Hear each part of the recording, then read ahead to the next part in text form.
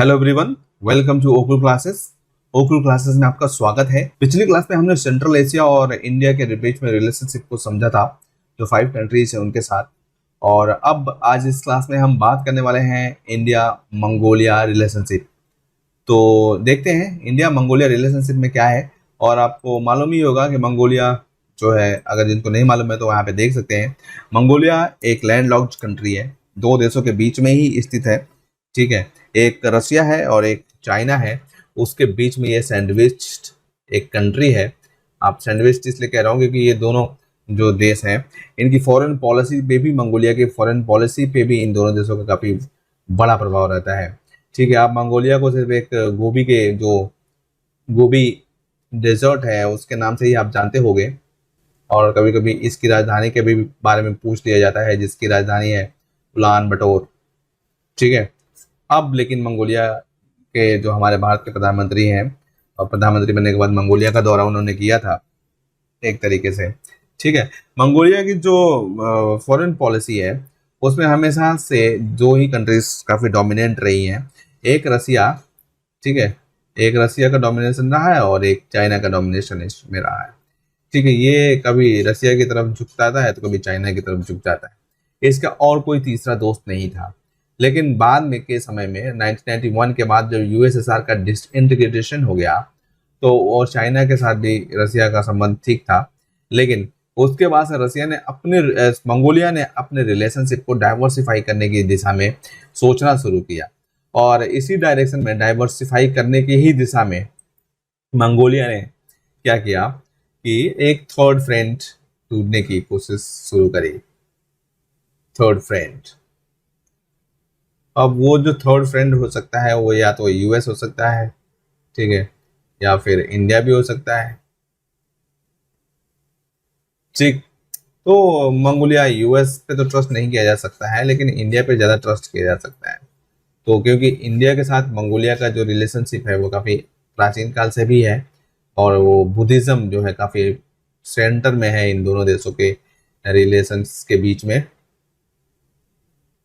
ठीक है, आप ऐसा कह सकते हो। अभी हम देखेंगे जब इसको हम, तो ये आपने देखा मंगोलिया की जो जियोग्राफिक कंडीशन है, यहाँ की जो टोटल, यहाँ इतना बड़ा देश है लेकिन यहाँ की जो टोटल पॉपुलेशन है वो है 32 लाख मनली। ठीक है, 32 लाख लोग यहाँ पे जो डेंसिटी है, पॉपुलेशन डेंसिटी काफ़ी कम हो गई। आप जैसा सोच सकते हैं, बहुत बड़े बड़े मैदान हैं, मरुस्थल हैं। और मंगोल के समय में ये काफ़ी मंगोल के लिए जाना जाता है। मंगोल यहाँ से निकले थे, जैसे चंगेज खान जो था, ठीक है, वो यहीं से निकला था। चंगेज खान जिसने पूरे मध्य एशिया और पूरा जो चाइना तक को जो है, इन्होंने यहाँ भारत के बॉर्डर तक आ गया था चंगेज खान। उसने पूरा इनको रोक दिया था इस एरिया को। ठीक है, भारत भारत में वो इल्तुतमिश के टाइम पे आया हुआ था चंगेज खान। तो मंगोलिया इसलिए भी जाना जाता है। मंगोलिया जो है, खाना बदोश लोग रहते थे यहाँ पर। ठीक है, और अभी भी आप वहाँ पे जाओगे तो काफ़ी एक्जोटिक टाइप का एक सिचुएशन आपको दिखाई देगा वहाँ पे मंगोलिया में। और काफ़ी जो लैंडस्केप है वो काफ़ी बढ़िया है यहाँ पे। कई बार तो लैंडस्केप जो है काफ़ी वियर्ड भी हो जाता है। लाइक अगर रेगिस्तान में आप चले जाओगे ट्रेन की खिड़की पे बैठ के, तो सिर्फ और सिर्फ रेत ही दिखाई देगी आपको। पूरे ट्रेन में एक ही जैसा लैंडस्केप दिखाई देगा, आपको लगेगा ही नहीं कि कुछ चेंज हुआ भी है इसमें या नहीं। तो ये एक तरीके से मंगोलिया की सिचुएशन है, स्थिति है। और अगर हम बात करें दोनों देशों के बीच में इंटरेक्शन की, भारत और मंगोलिया के बीच में इंटरेक्शन की, तो ये एक बुद्धिज्म, जैसे कि हमने बताया, बुद्धिज्म जो है एक काफ़ी सेंटर ऑफ द इंटरेक्शन रहा दोनों देशों के बीच में। क्योंकि वहाँ की जो मैक्सिमम ऑफ द पॉपुलेशन है वो बुद्धिस्ट से प्रेरित पॉपुलेशन है। आपको मालूम है कि जो बुद्धिज्म इंडिया से निकला था वो काफ़ी पूरी दुनिया में फैल गया था। ठीक है, तो इसी दृष्टिकोण से अगर हम बात करें तो यहाँ पे भी बुद्धिज्म, तिब्बतन बुद्धिज्म, बेसिकली जो तिब्बतन बुद्धिज्म था वो इस रीजन में फैला था। ठीक है, मंगोलिया के रीजन में तिब्बत से होते हुए बुद्धिज्म फैला था, तिब्बतन बुद्धिज्म। ठीक है, मंगोलिया में पहुंचा था। तो इंडिया जो पहला देश था भारत में अगर डिप्लोमेटिक रिलेशनशिप या फिर राजनयिक संबंधों की बात किया जाए तो भारत ने वर्ष 1955 में मंगोलिया के साथ जो राजनीतिक संबंध थे वो स्थापित किए थे। 1955 में भारत ने स्थापित किए थे, क्योंकि मंगोलिया ने भारत को आध्यात्मिक पड़ोसी यानी कि स्पिरिचुअल आप कह सकते हो कि नेवर, और रणनीतिक साझेदार स्ट्रेटेजिक जो है पार्टनर घोषित किया था। तो 1955 में भारत ने इनके साथ संबंध स्थापित किए। भारत इनका आध्यात्मिक पड़ोसी है। ऐसे आपको क्वेश्चन भी पूछा जा सकता है। आध्यात्मिक पड़ोसी कहने का मतलब ये है कि जो बुद्धिज्म था वो कहाँ से निकल के आया था?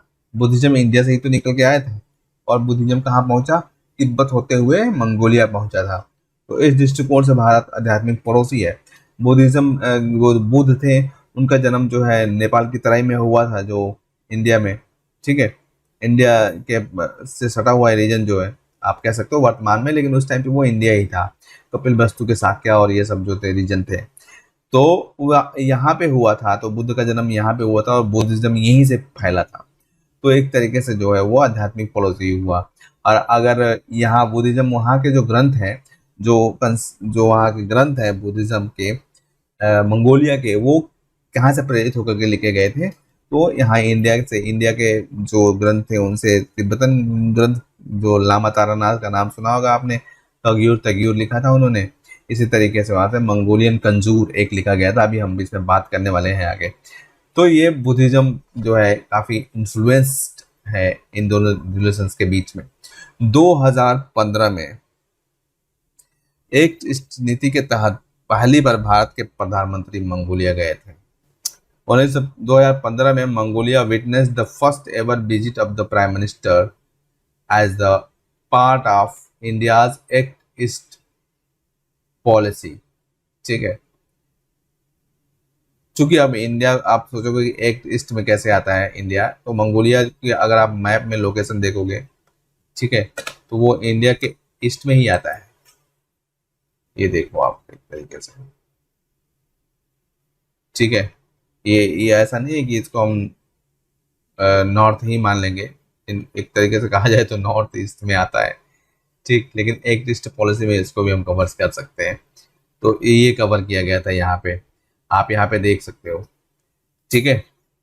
तो महत्वपूर्ण ये है कि जो भारत के प्रधानमंत्री माननीय श्री मोदी जी हैं, वो पहली बार मंगोलिया जाने वाले प्रधानमंत्री बने थे, ठीक, क्योंकि मंगोलिया ऐसे ही अलग थलग रहता था, पहली बार वो गए थे।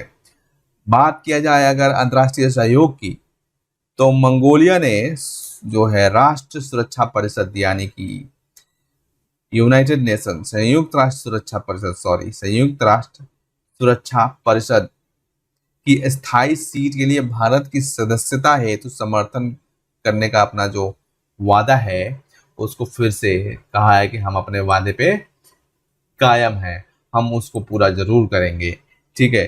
तो ये मंगोलिया एक तरीके से यूएनएससी में इंडिया की जो मेंबरशिप है उसको सपोर्ट करने के दृष्टिकोण से काफी महत्वपूर्ण है। ये चाइना के लिए बहुत बड़ा एक तरीके से झटका हो सकता है, एक डिप्लोमेटिक गेन हो सकता है इंडिया के चाइना के ऊपर, क्योंकि Mongolia maximum time of the history period में बाद में चाइना के ही इन्फ्लुएंस में रहा है। तो इंडिया जो है चीन के कड़े विरोध के बावजूद भी भारत ने जो है संयुक्त राष्ट्र समेत अंतर्राष्ट्रीय मंचों में मंगोलिया को सदस्यता दिलाने में महत्वपूर्ण भूमिका निभाई है, ठीक है, ये आप देख सकते हैं। और भारत ने गुटनिरपेक्ष आंदोलन में मंगोलिया को शामिल करने का भी समर्थन किया, गुटनिरपेक्ष आंदोलन में। और मंगोलिया ने भारत और भूटान के साथ बांग्लादेश की मान्यता के लिए 1972 में जो संयुक्त राष्ट्र का प्रस्ताव था, जो भारत के द्वारा सह प्रयोजित किया गया था एक तरीके से, उसमें भी साथ दिया था। मंगोलिया को sponsored a 1972 UN resolution with India and Bhutan for recognition of the newly liberated Bangladesh। ये काफी महत्वपूर्ण है। पाकिस्तान का दोस्त है, चाइना है, चाइना का दोस्त पाकिस्तान है, और पाकिस्तान का नासूर बन गया था बांग्लादेश, जो अलग किया गया था, और मंगोलिया भूटान का दोस्त था इनफैक्ट। लेकिन मंगोलिया ने शुरू से ही एक जो है अपना स्वतंत्र विदेश नीति का अनुसरण करने का प्रयास किया है, जैसे कि आप यहाँ पे आपको दिखाई दे रहा हो। और जो अन्य फोरम्स हैं जहाँ पे ये दोनों देश जो है जो मिलते हैं जुड़ते हैं, एशिया यूरोप मीटिंग है, ठीक है, और विश्व व्यापार संगठन है। यहाँ पे ये दोनों देश जो है एक दूसरे के साथ ज्वाइंट होते हैं। India is a member whereas Mongolia is an observer state at a Shanghai cooperation organisation. Shanghai cooperation organisation में जहाँ इंडिया सदस्य है, वहीं पर मंगोलिया एक ऑब्जर्वर स्टेट के रूप में दिखाई देता है। अब हम देखते हैं इकोनॉमिक कोऑपरेशन दोनों देशों के बीच में। इकोनॉमिक कोऑपरेशन क्या हो सकता है? तो अगर इकोनॉमिक कोऑपरेशन की बात किया जाए तो इंडिया मंगोलिया बायलैटरल ट्रेड जो था वो 38.3 मिलियन यूएस डॉलर था 2019 में, ठीक, जो कि एक तरीके से घटता हुआ दिखाई दे रहा है। घटता हुआ कैसे? 2018 में ये 52.6 मिलियन था, ठीक है, तो ये ऑब्वियसली घटता हुआ दिखाई दे रहा है। और डिफेंस की बात अगर किया जाए तो डिफेंस जो है दोनों का एक नोमैडिक एलिफेंट के नाम से डिफेंस एक्सरसाइज होती है, जॉइंट डिफेंस एक्सरसाइज, उसका कोड नेम है नोमैडिक एलिफेंट। वो मंगोलिया और भारत के बीच में होता है। इसी तरीके से इंडिया जो है ये जो एन वार्षिक रूप से एक चलने वाला आयोजित खान केस क्वेस्ट नामक एक जो वार्षिक संयुक्त प्रशिक्षण है, वहां पर भी भारत जो है सक्रिय रूप से उसमें भागीदारी लेता है। ये महत्वपूर्ण है, आप इसको अपने एग्जाम में भी लिख सकते हो, और ये पीटी के पॉइंट ऑफ व्यू से भी महत्वपूर्ण है। खान क्वेस्ट और ये नोमैडिक एलिफेंट, ये दोनों जो है मंगोलिया से जुड़े हुए हैं। इसी तरीके से cooperation in environmental issues part of the Bishkek declaration जो स्नो लियोपार्ड्स से संबंधित है। स्नो लियोपार्ड्स जो है, जैसे कि आपको मालूम है कि पहाड़ों पे बर्फ में रहने वाले लियोपार्ड्स जो ये बिल्ली हैं, उनकी एक तरीके से प्रजाति है स्नो लियोपार्ड्स, तो बर्फ में रहते हैं, ठीक है। जो ये जो है इनके हैबिटेट पे भी खतरा है, इसकी वजह से ये अभी वल्नरेबल कंडीशन में आ गए हैं IUCN में, और साइट्स में भी अपेंडिक्स 1 में रखे गए हैं ये स्नो लियोपार्ड्स। तो ये इससे संबंधित है, ये बिस्पेक डिक्लेरेशन इनके कंजर्वेशन से संबंधित है। क्योंकि जो मंगोलिया है वो हाई एल्टीट्यूड कंट्री है, वहाँ पे जो है ऐसा माहौल है, ऐसा एनवायरनमेंट है कि स्नो लियोपार्ड्स वहाँ पे सर्वाइव कर सकते हैं। तो इसलिए और इंडिया में जो है आपने सुना होगा कि अभी हाल ही में लद्दाख के द्वारा स्नो लियोपार्ड्स को अपना स्टेट एनिमल घोषित किया गया था। और जो हेमिस नेशनल पार्क है इंडिया में जम्मू एंड कश्मीर में, वहाँ पे स्नो लियोपार्ड्स मिलते हैं, ठीक है। इनको कैपिटल ऑफ स्नो लियोपार्ड्स भी बोलते हैं हेमिस को, क्योंकि बड़ी मात्रा में मिलते हैं। तो ये जो है कॉमन एक तरीके से इंटरेस्ट है दोनों का ये इन्वायरमेंटल इशू पे, तो दोनों के बीच में कोऑपरेशन की यहाँ पे संभावना है। इसी तरीके से ये देखो आप, जो cultural ministry of India has taken up the project of reprinting 108 volumes of Mongolian Kanjur under the national mission of the manuscripts. जो भारत का national mission of the manuscripts है, उसके तहत जो है मंगोलियन कंजूर की 108 जो संस्करण है उनको फिर से बनाने की, क्योंकि वो पांडुलिपियां जो है काफी खराब हो गई हैं। एक तरीके से मंगोलियन कंजूर क्या है? बुद्धिस्ट एक ग्रंथ है, एक बुद्धिस्ट ग्रंथ है जहाँ पे जिसमें जो है बुद्धिज्म से रिलेटेड जो है चीजें लिखी हुई हैं, नियम कानून लिखे गए हैं, ठीक है। और ये कंजूर जो है, जो हमारा तिब्बतन बुद्धिज्म है, तिब्बतन जो बुद्धिज्म है, तिब्बतन बुद्धिज्म में जो एक ग्रंथ आपने लामा तारानाथ का सुना होगा, कगयूर, कगयूर एंड तगयूर, ठीक है। तो जो ये कग्यूर है ना, इसी का रूप है कंजूर। ये कंजूर में बदल गया। ठीक है, तो ये एक तरीके से बुद्धिस्ट ग्रंथ है और काफ़ी वहाँ के जो क्लासिक मंगोलियन लैंग्वेज है उसमें लिखी गई है ये। और यहाँ जो स्क्रिप्ट जो ये लेकर के गए थे यहाँ से लोग, उन्होंने वहाँ पे लिखा था। और ये 108 वॉल्यूम में है। अभी ये ऑलमोस्ट 5-6 वॉल्यूम्स यहाँ पे कंप्लीट हुए हैं। और इसका जो टारगेट रखा गया है वो रखा गया है मार्च 2022 तक जो है इसको कंप्लीट करने का टारगेट रखा गया है, ये जो मैन्युस्क्रिप्ट्स हैं। तो इससे जो है दोनों देशों के बीच में एक कल्चरल जो रिलेशनशिप है वो और भी ज़्यादा प्रगाढ़ होने का पूरा संभावना नहीं था इसके अंदर। और ये जो है मंगोलियन कंजूर भारतीय विरासत दिखाते हैं वहाँ पे, कहाँ पे, मंगोलिया में। बुद्धिज्म का जो इन्फ्लुएंस है काफ़ी ज़्यादा है। आपको मालूम है कि बुद्धिज्म जो है बहुत तेज़ी से फैला था। जो साउथ ईस्ट के कंट्रीज़ हैं वहाँ पे, जो सेंट्रल एशियन कंट्रीज़ हैं वहाँ पे, जो ईस्ट एशिया या फिर नॉर्थ एशियन कंट्रीज़ हैं लाइक चाइना हो गया, ठीक है, यहाँ पे इसी तरीके से मंगोलिया में भी ये काफ़ी तेज़ी से फैला। मंगोलिया में फैला, जापान में फैला, कोरिया में फैला। तो बुद्धिज्म जो है काफ़ी तेज़ी से फैला। और फॉर्चुनेटली जो बुद्धिज्म का ओरिजिन है वो इंडिया से हुआ। तो इस रीजन में एक तरीके से बुद्धिस्ट डिप्लोमेसी काफ़ी महत्वपूर्ण भूमिका निभा सकती है भारत का इन बुद्धिस्ट जो रिलीजियस बिलीफ वाले कंट्रीज हैं उनके साथ संबंधों को लेकर के। ठीक है, तो अब आगे बढ़ते हैं, हम देखते हैं कि जो पॉसिबल कोऑपरेशन के एरियाज हैं इन देशों के बीच में, भारत और मंगोलिया के बीच में, वो यहाँ पे क्या आपको दिखाई देते हैं। तो भारत का जो अंतर्राष्ट्रीय सौर गठबंधन है, जो सोलर एनर्जी है, is abundant and cooperation in solicited, especially India has emerged as the leader by way of the International Solar Alliance।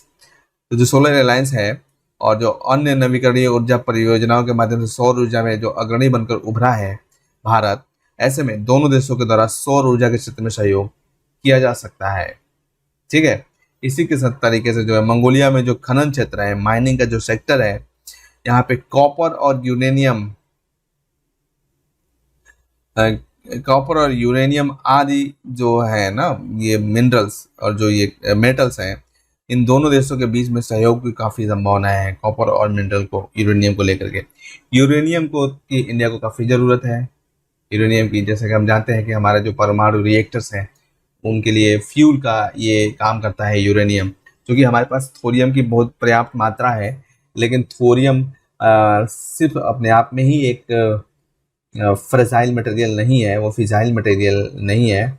ठीक है, वो फ्रेजाइल मटेरियल तो है लेकिन फिजाइल मटेरियल नहीं है। फिजाइल मटेरियल उसको कहते हैं जिसमें जो नेचुरली ईंधन है, और फ्रेजाइल मटेरियल उसको कहते हैं जिसमें ईंधन बनने की संभावना होती है। तो थोरियम फ्रेजाइल मटेरियल है लेकिन फिजाइल मटेरियल नहीं है। तो यूरेनियम की ज़रूरत इंडिया को है, क्योंकि इंडिया जो है यूरेनियम के साथ साथ थोरियम को भी उस रिएक्टर में रखेगा। और थोरियम पे जब न्यूट्रॉन की बारिश की जाएगी तो वो प्लूटोनियम 92 में बदल जाएगा, जो कि एक फिजाइल मटेरियल है। और फिर इससे जो है इंडिया फिर उस प्लूटोनियम को इसके साथ रखे। जो 4th चरण का हमारा है उसमें हमारे जो वैज्ञानिक भाभा जी थे उनके द्वारा जो बनाया गया था, उसमें यही बनाया गया था कि 4th स्टेज पे इंडिया जो है इंडिपेंडेंस हो जाएगा, क्योंकि हमारे पास थोरियम है। तो हम थोरियम का उपयोग फ्यूल के रूप में कर पाएंगे वहां पे। तो यूरेनियम जो है मंगोलिया के पास है और मंगोलिया से हम यूरेनियम ले सकते हैं। इस तरीके की जो है इंडिया इन कॉपर और यूरेनियम के दृष्टिकोण से मंगोलिया का के साथ इंडिया का कोऑपरेशन काफ़ी मतलब महत्वपूर्ण हो जाता है। अब भारत और मंगोलिया में असंगठित और व्यापक पैमाने पर बिखरे हुए किसान और दूध विक्रेताओं के लिए सहकारी समितियों के क्षेत्र में अपनी विशेषज्ञता साझा कर सकता है। ठीक है, इंडिया क्या कर सकता है in the area of the cooperatives India has the capacity to share its expertise for the vastly dispersed farmers and milkmen in Mongolia. उनको जो है इंडिया एक ट्रेनिंग भी दे सकता है, ठीक है। इंडिया उनको ट्रेन कर सकता है, उनके साथ जो है कोऑपरेशन को डेवलप कर सकता है। तो अब आइए हम वे फॉरवर्ड की तरफ चलते हैं। वे फॉरवर्ड में क्या हो सकता है, ठीक है। तो एक तो जो मध्य एशिया है, पूर्वोत्तर एशिया है और सुदूर पूर्व में जो चीन और रूस के क्रॉस जंक्शन पर जो मंगोलिया स्थित है, उसकी जो स्ट्रेटेजिक पोजीशन है, अवस्थिति है, वो विश्व की प्रमुख महाशक्तियों को इसकी ओर आकर्षित करती है। आप जैसा कि जानते हो, आकर्षित करती है क्योंकि वो हमने मैप में देखा था, जिस जिस पोजीशन पे वो पोजीशनड है, वहाँ पे आप रसिया और चाइना, जो दोनों के साथ जो है, दोनों को कंट्रोल किया करने के लिए मंगोलिया का उपयोग किया जा सकता है। और ये मंगोलिया के भी इंटरेस्ट में रहेगा, क्योंकि मंगोलिया अगर कोई एक थर्ड फ्रेंड बनाता है, तो जो ये चाइना और रसिया हैं, इनसे जो है वो ज़्यादा बेनिफिट प्राप्त कर सकता है, गेन कर सकता है इस रीजन में। और इससे जो है मंगोलिया का डेवलपमेंट भी हो सकता है काफ़ी, ठीक है। क्योंकि मंगोलिया के पास जो है लैंडलॉक्ड कंट्री है, तो उसको ट्रेड और इन सब चीज़ों के लिए चाइना पे डिपेंड होना पड़ता है। तो अगर चाइना इंडिया के साथ भी मंगोलिया जुड़ जाता है, ठीक है, तो दूरी उतनी ज़्यादा नहीं पड़ेगी। कलकत्ता का जो ट्रांजिट अगर रूट दिया जाता है मंगोलिया को इंडिया के द्वारा, तो दूरी इतनी ज़्यादा नहीं पड़ेगी, ठीक है। और वो मंगोलिया के फेवर में भी होगा, इंडिया के भी फेवर में होगा। लेकिन दिक्कत यही है कि बीच में चाइना है, ठीक है।